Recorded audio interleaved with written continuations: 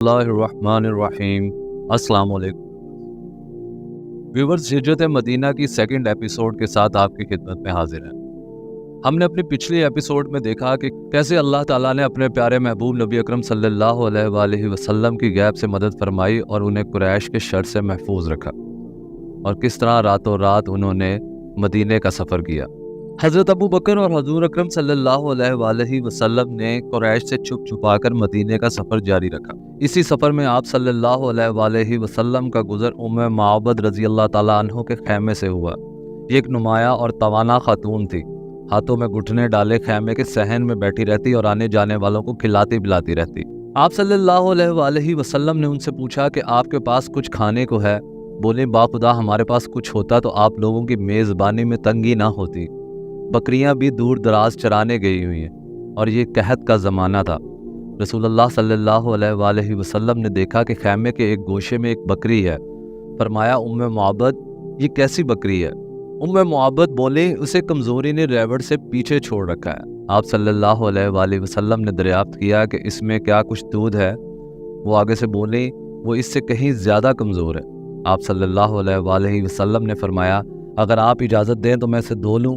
وہ بولے میرے ماں باپ آپ پر قربان، اگر آپ کو اس میں دودھ دکھائی دے رہا ہے تو ضرور دھو لیں۔ اس گفتگو کے بعد رسول اللہ صلی اللہ علیہ وآلہ وسلم نے اس بکری کے تھن پر ہاتھ پھیرا، اللہ کا نام لیا اور دعا کی۔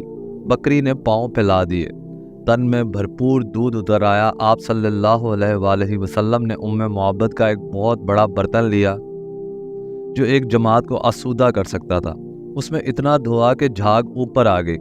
پھر معبد کو پلایا اور پی کر شکم سیر ہو گئیں، تو اپنے ساتھیوں کو پلایا، وہ بھی شکم سیر ہو گئے اور اس کے بعد خود پیا۔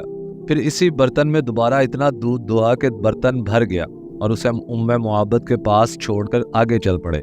تھوڑی ہی دیر گزری تھی کہ ان کے شوہر ابو معبد اپنی کمزور بکریوں کو جو دبلے پن کی وجہ سے مریل چال چل رہی تھی ہانکتے ہوئے آ پہنچے۔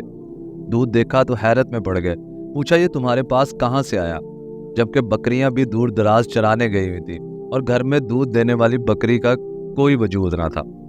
بولی باخدا کوئی بات نہیں سوائے اس کے کہ ہمارے پاس ایک بابرکت آدمی گزرا جن کی ایسی بات تھی اور ان کے یہ حالات تھے۔ ابو معبد رضی اللہ تعالیٰ عنہ نے کہا یہ تو وہی صاحب قریش معلوم ہوتے ہیں جسے قریش تلاش کر رہے ہیں۔ اچھا ذرا اس کی کیفیت تو بیان کریں۔ اس پہ معبد نے نہایت دلکش انداز سے آپ صلی اللہ علیہ وآلہ وسلم کے اوصاف و کمالات کا ایسا نقشہ کھینچا کہ گویا سننے والا آپ کو اپنے سامنے دیکھ رہا ہے۔ یہ اوصاف سن کر ابو معبد رضی اللہ تعالیٰ عنہ نے کہا واللہ یہ تو وہی صاحب قریش ہے جس کے بارے میں لوگوں نے قسم کی باتیں بیان کی ہیں۔ میرا ارادہ ہے کہ آپ صلی اللہ علیہ وآلہ وسلم کی رفاقت اختیار کروں اور کوئی رستہ ملا تو ضرور ایسا کروں گا۔ ادھر مکے میں ایک آواز گونج رہی تھی جسے لوگ سن رہے تھے مگر اس کے بولنے والا کوئی دکھائی نہیں پڑ رہا تھا۔ حضرت اسماء رضی اللہ تعالیٰ عنہما کہتی ہیں ہمیں معلوم نہ تھا کہ رسول اللہ نے کدھر کا رخ فرمایا ہے کہ ایک جن زیر مکہ سے یہ اشعار پڑھتا ہوا آیا۔ لوگ اس کے پیچھے پیچھے چل رہے تھے، اس کی آواز سن رہے تھے لیکن خود اسے دیکھ نہیں رہے تھے، یہاں تک کہ وہ بلائی مکہ سے نکل آیا اور وہ کہتی ہے کہ جب ہم نے اس کی بات سنی تو ہمیں معلوم ہوا کہ رسول اللہ صلی اللہ علیہ وآلہ وسلم نے کدھر کا رخ فرمایا ہے۔ اس جن کے شاعری کے الفاظ یہ تھے اللہ رب العرش ان دو رفیقوں کو بہترین جزا دے جو معبد کے خیمے میں نازل ہوئے، وہ دونوں خیر کے ساتھ اترے اور خیر کے ساتھ روانہ ہوئے، اور جو محمد صلی اللہ علیہ وآلہ وسلم کا رفیق ہوا وہ کامیاب ہوا۔ ہائے کسی اللہ نے اس کے ساتھ کتنے بے نظیر کارنامے اور سرداریاں تم سے سمیٹ لی۔ بنو کعب کی اس خاتون کی قیام گاہ اور مومنین کی نگہداشت کا پڑاؤ مبارک ہو۔ تم اپنی خاتون سے اس کی بکری اور برتن کے متعلق پوچھو، تم اگر خود بکری سے پوچھو گے تو وہ بھی شہادت دے گی۔ حضرت ابو بکر اور حضور اکرم صلی اللہ علیہ وآلہ وسلم اپنے راستے میں تھے کہ راستے میں سراقہ بن مالک آپ کا تعاقب کیا، اور اس واقعے کو خود سراقہ نے بیان کیا ہے کہ وہ کہتے ہیں کہ میں اپنی قوم بن مدلج کی ایک مجلس میں بیٹھا ہوا تھا کہ اتنے میں ایک آدمی آ کر ہمارے پاس کھڑا ہوا اور ہم بیٹھے ہوئے تھے۔ اس نے کہا اے سراقہ میں نے ابھی ساحل کے پاس چند لوگ دیکھے ہیں، میرا خیال ہے کہ یہ محمد صلی اللہ علیہ وآلہ وسلم اور ان کے ساتھی ہیں۔ سراقہ کہتے ہیں کہ میں سمجھ گیا یہ وہی لوگ ہیں، لیکن میں نے اس آدمی سے کہا کہ یہ وہ لوگ نہیں ہیں بلکہ تم نے فلاں اور فلاں کو دیکھا ہے جو ہماری آنکھوں کے سامنے سے گزر کر گئے ہیں۔ پھر میں مجلس میں کچھ دیر تک ٹھہرا رہا، اس کے بعد اٹھ کر اندر گیا اور اپنی لونڈی کو حکم دیا کہ میرا گھوڑا نکالے اور ٹیلے کے پیچھے رک کر میرا انتظار کرے۔ ادھر میں نے اپنا نیزہ لیا اور گھر کے پچھواڑے سے باہر نکلا۔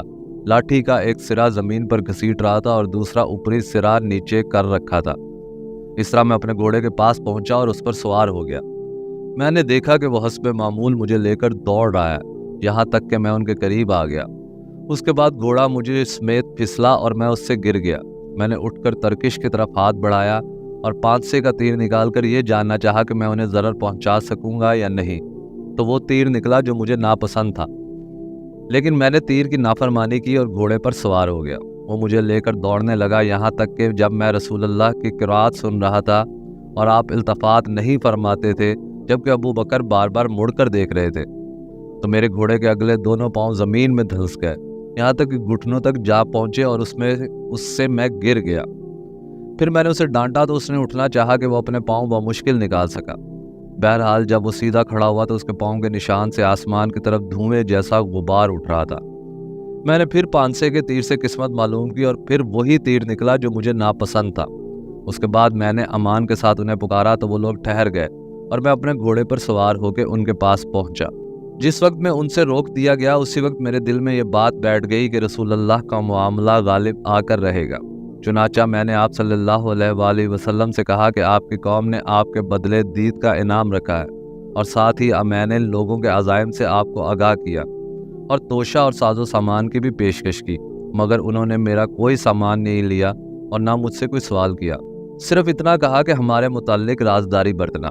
میں نے آپ صلی اللہ علیہ وآلہ وسلم سے گزارش کی کہ آپ مجھے پروانہ امن لکھ دیں۔ آپ صلی اللہ علیہ وآلہ وسلم نے عامر بن فہیرہ کو حکم دیا اور انہوں نے چمڑے کے ایک ٹکڑے پر لکھ کر میرے حوالے کر دیا۔ پھر رسول اللہ صلی اللہ علیہ وآلہ وسلم آگے بڑھ گئے۔ اس واقعے سے متعلق حضرت ابو بکر کی بھی ایک روایت ہے اور ان کا بیان ہے کہ ہم لوگ روانہ ہوئے تو قوم ہماری تلاش میں تھی، مگر سراقہ رضی اللہ تعالیٰ عنہ کے سوا جو اپنے گھوڑے پر آئے تھے کوئی ہمیں نہ پا سکا۔ اس ٹائم میں جب سراقہ ہمارے بالکل پاس تھے تو میں نے حضور اکرم صلی اللہ علیہ وآلہ وسلم سے کہا کہ اے اللہ کے رسول، یہ پیچھا کرنے والے ہمیں آ لینا چاہتے ہیں۔ آپ نے فرمایا غم نہ کرو، اللہ ہمارے ساتھ ہے۔ راستے میں نبی اکرم صلی اللہ علیہ وآلہ وسلم کو بریدہ رضی اللہ تعالیٰ عنہ ملے۔ یہ اپنی قوم کے سردار تھے اور قریش نے جس زبردست انعام کا اعلان کر رکھا تھا اسی کے لالچ میں نبی صلی اللہ علیہ وآلہ وسلم اور حضرت ابو بکر کی تلاش میں نکلے تھے، لیکن جب رسول اللہ سے سامنا ہوا اور بات چیت ہوئی تو نقد دل دے بیٹھے اور اپنی قوم کے 70 آدمیوں سمیت وہی مسلمان ہو گئے۔ پھر اپنی پگڑی اتار کر نیزے سے باندھ لی جس کا سفید پھریرا ہوا میں لہراتا اور بشارت سناتا تھا کہ امن کا بادشاہ، صلح کا حامی، دنیا کو عدالت و انصاف بھرپور کرنے والا تشریف لا رہا ہے۔ راستے میں نبی اکرم صلی اللہ علیہ وآلہ وسلم کو حضرت زبیر بن عوام ملے۔ یہ مسلمانوں کے ایک تجارت پیشہ گروہ کے ساتھ ملک شام سے واپس آ رہے تھے۔ حضرت زبیر رضی اللہ تعالیٰ عنہ نے رسول اللہ اور حضرت ابو بکر کو سفید پارچہ جات پیش کیے۔ حضرت عروت بن زبیر رضی اللہ تعالیٰ عنہ کا بیان ہے کہ مسلمانان مدینہ نے مکہ سے رسول اللہ کی روانگی کی خبر سن لی تھی، اس لیے لوگ روزانہ صبح حرا کی طرف نکل جاتے اور آپ صلی اللہ علیہ وآلہ وسلم کی راہ تکتے رہتے۔ جب دوپہر کو دھوپ سخت ہو جاتی تو واپس چلے آتے۔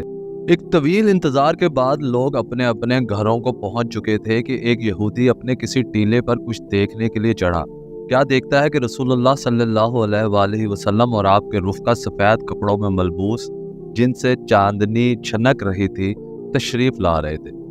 اس نے بے خود ہو کر نہایت بلند آواز سے کہا، عرب کے لوگوں، یہ رہا تمہارا نصیب جس کا تم انتظار کر رہے تھے۔ یہ سنتے ہی مسلمان ہتھیاروں کی طرف دوڑ پڑے اور ہتھیار سج دھر کے استقبال کے لیے امڑ پڑے۔ ابن قیم کہتے ہیں کہ ان کے ساتھ ہی بنی عمرو بن عوف میں شور بلند ہوا اور تکبیر سنی گئی۔ مسلمان آپ صلی اللہ علیہ وآلہ وسلم کی آمد کی خوشی میں نعرہ تکبیر بلند کرتے ہوئے استقبال کے لیے نکل پڑے۔ پھر آپ صلی اللہ علیہ وآلہ وسلم سے مل کے تحیہ نبوت پیش کیا اور گرد و پیش پروانوں کی طرح جمع ہو گئے۔ اس وقت آپ صلی اللہ علیہ وآلہ وسلم پر سکینت چھائی ہوئی تھی اور یہ وحی نازل ہو رہی تھی۔ اللہ آپ کا مولا ہے اور جبرائیل علیہ السلام اور صالح مومنین بھی، اور اس کے بعد فرشتے آپ صلی اللہ علیہ وآلہ وسلم کے مددگار ہیں۔ حضرت عروہ بن زبیر رضی اللہ تعالیٰ عنہ کا بیان ہے کہ لوگوں سے ملنے کے بعد آپ ان کے داہنی جانب مڑے اور بنی عمرو بن عوف میں تشریف لائے۔ یہ دوشنبہ کا دن اور ربیع الاول کا مہینہ تھا۔ ابو بکر آنے والوں کے استقبال کے لیے کھڑے تھے اور رسول اللہ صلی اللہ علیہ وآلہ وسلم چپ چاپ بیٹھے تھے۔ انصار کے جو لوگ آتے جنہوں نے رسول اللہ صلی اللہ علیہ وآلہ وسلم کو دیکھا نہ تھا، وہ سیدھے حضرت ابو بکر کو سلام کرتے، یہاں تک کہ رسول اللہ صلی اللہ علیہ وآلہ وسلم پر دھوپ آ گئی اور ابو بکر رضی اللہ تعالیٰ عنہ نے چادر تان کر آپ پر سایہ کیا۔ تب لوگوں نے پہچانا کہ یہ رسول اللہ صلی اللہ علیہ وآلہ وسلم ہے۔ رسول اللہ صلی اللہ علیہ وآلہ وسلم نے قباء میں کلثوم بن حدم اور کہا جاتا ہے سعد بن خیثمہ کے مکان میں قیام فرمایا۔ ادھر حضرت علی بن ابی طالب نے مکہ میں 3 روز ٹھہر کر اور لوگوں کی امانتیں رسول اللہ کے پاس تھی انہیں ادا کر کے پیدل ہی مدینے کا رخ کیا اور قباء میں رسول اللہ صلی اللہ علیہ وآلہ وسلم سے آ ملے اور کلثوم بن حدم کے ہاں قیام فرمایا۔ رسول اللہ صلی اللہ علیہ وآلہ وسلم نے قباء کے قیام میں اس مسجد قباء کی بنیاد رکھی اور اس میں نماز پڑھی۔ یہ آپ صلی اللہ علیہ وآلہ وسلم کی نبوت کے بعد پہلی مسجد تھی جس کی بنیاد تقویٰ پر رکھی گئی۔ آپ صلی اللہ علیہ وآلہ وسلم حکم الہی کے مطابق سوار ہوئے۔ حضرت ابو بکر رضی اللہ تعالیٰ عنہ آپ کے ردیف تھے۔ آپ نے بنو النجار کو، جو کہ آپ صلی اللہ علیہ وآلہ وسلم کے ماموں کا قبیلہ تھا، اطلاع بھیج دی، چنانچہ وہ تلواریں حائل کیے حاضر تھے۔ آپ نے ان کی معیت میں مدینے کا رخ کیا۔ بنو سالم بن عوف کی آبادی میں پہنچے تو جمعہ کا وقت آ گیا۔ آپ نے بطن وادی میں اس مقام پر جمعہ پڑھا جہاں اب مسجد ہے۔ اس نماز میں کل 100 آدمی تھے۔ جمعے کے دن نبی اکرم صلی اللہ علیہ وآلہ وسلم مدینہ تشریف لے گیا اور اسی دن اس شہر کا نام یثرب کی بجائے مدینہ الرسول، شہر رسول صلی اللہ علیہ وآلہ وسلم پڑ گیا، جسے مختصراً مدینہ کہا جاتا ہے۔ یہ نہایت تابناک تاریخی دن تھا۔ گلی کوچے تقدیس و تحمید کے کلمات سے گونج رہے تھے اور انصار کی بچیاں خوشی و مسرت سے ان اشعار کے نغمے بکھیر رہی تھی۔ انصار اگرچہ بڑے دولت مند نہ تھے، لیکن ہر آدمی کی یہی آرزو تھی کہ رسول اللہ ان کے ہاں قیام فرمائے۔ چنانچہ آپ انصار کے جس مکان یا محلے سے گزرتے، وہاں کے لوگ آپ کی اونٹنی کی نکیل پکڑ لیتے اور عرض کرتے کہ تعداد و سامان اور ہتھیار و حفاظت فرش راہ ہے، تشریف لائیے، مگر آپ صلی اللہ علیہ وآلہ وسلم فرماتے کہ اونٹنی کی راہ چھوڑ دو، یہ اللہ کی طرف سے معمور ہے۔ چنانچہ اونٹنی مسلسل چلتی رہی اور اس مقام پر پہنچ کر بیٹھی جہاں آج مسجد نبوی ہے، لیکن آپ صلی اللہ علیہ وآلہ وسلم نیچے نہیں اترے، یہاں تک کہ وہ اٹھ کر تھوڑی دور رک گئی، پھر مڑ کر دیکھنے کے بعد پلٹ آئی اور اپنی پہلی جگہ بیٹھ گئی۔ اس کے بعد آپ صلی اللہ علیہ وآلہ وسلم نیچے تشریف لائے۔ یہ آپ کے ننھال والوں یعنی بنو نجار کا محلہ تھا اور یہ اونٹنی کے لیے محض توفیق الہی تھی، کیونکہ آپ صلی اللہ علیہ وآلہ وسلم ننھال میں قیام فرما کر ان کی عزت افزائی کرنا چاہتے تھے۔ اب بنو نجار کے لوگوں نے اپنے اپنے گھر لے جانے کے لیے رسول اللہ سے عرض و معروض شروع کی، لیکن ابو ایوب انصاری نے لپک کر کجاوا اٹھا لیا اور اپنے گھر لے کر چلے گئے۔ اس پر رسول اللہ صلی اللہ علیہ وآلہ وسلم فرمانے لگے، آدمی اپنے کجاوے کے ساتھ ہے۔ ادھر حضرت اسد بن عزرا رضی اللہ تعالیٰ عنہ نے آ کر اونٹنی کی نکیل پکڑ لی، چنانچہ یہ اونٹنی انہی کے پاس رہی۔ صحیح بخاری میں حضرت انس رضی اللہ تعالیٰ عنہ سے مروی ہے کہ نبی اکرم صلی اللہ علیہ وآلہ وسلم نے فرمایا، ہمارے کس آدمی کا گھر زیادہ قریب ہے؟ حضرت ابو ایوب نے فرمایا، میرا۔ اے اللہ کے رسول، یہ رہا میرا مکان اور یہ رہا میرا دروازہ۔ آپ نے فرمایا، جاؤ اور ہمارے لیے کیلولا کی جگہ تیار کر دو۔ انہوں نے عرض کیا، آپ دونوں حضرات تشریف لے چلے، میں ان کا انتظام فرما دیتا ہوں، اللہ برکت فرمائے۔ چند دن بعد آپ صلی اللہ علیہ وآلہ وسلم کی زوجہ محترمہ ام المومنین حضرت سودا رضی اللہ تعالیٰ عنہما اور آپ کی 2 صاحبزادیاں حضرت فاطمہ اور ام کلثوم اور حضرت اسامہ بن زید اور ام ایمن بھی آ گئیں۔ ان سب کو حضرت عبداللہ بن ابی بکر رضی اللہ تعالیٰ عنہ آل ابی بکر کے ساتھ، جن میں حضرت عائشہ بھی تھی، لے کر آئے تھے۔ البتہ نبی اکرم صلی اللہ علیہ وآلہ وسلم کی ایک صاحبزادی حضرت زینب حضرت ابو العاص کے پاس رہ گئی، انہوں نے انہیں آنے نہیں دیا اور جنگ بدر کے بعد تشریف لا سکی۔ حضرت عائشہ کا بیان ہے کہ رسول اللہ مدینہ تشریف لائے تو حضرت ابو بکر اور حضرت بلال کو بخار آ گیا۔ میں نے ان کی خدمت میں حاضر ہو کر دریافت کیا کہ ابا جان آپ کا کیا حال ہے، اور اے بلال آپ کا کیا حال ہے؟ حضرت عائشہ فرماتی ہیں کہ میں نے رسول اللہ صلی اللہ علیہ وآلہ وسلم کی خدمت حاضر ہو کر اس کی خبر دی تو آپ صلی اللہ علیہ وآلہ وسلم نے فرمایا، اے اللہ ہمارے نزدیک مدینہ کو اس طرح محبوب کر دے جیسے مکہ محبوب تھا یا اس سے بھی زیادہ، اور مدینہ کی فضا صحت بخش بنا دے، اور اس کے سا اور مد کے پیمانوں میں برکت دے، اور اس کا بخار منتقل کر کے جوفا پہنچا دے۔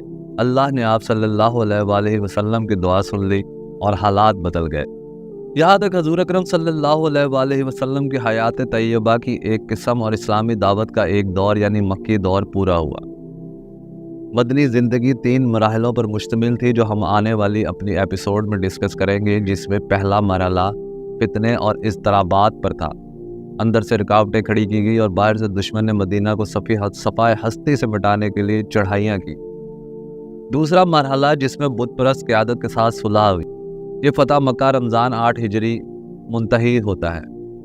تیسرا مرحلہ جس میں خلقت اللہ کے دین میں فوج در فوج داخل ہوئی، یہی مرحلہ مدینہ میں قوموں اور قبیلوں کے وفود کی آمد کا بھی ہے۔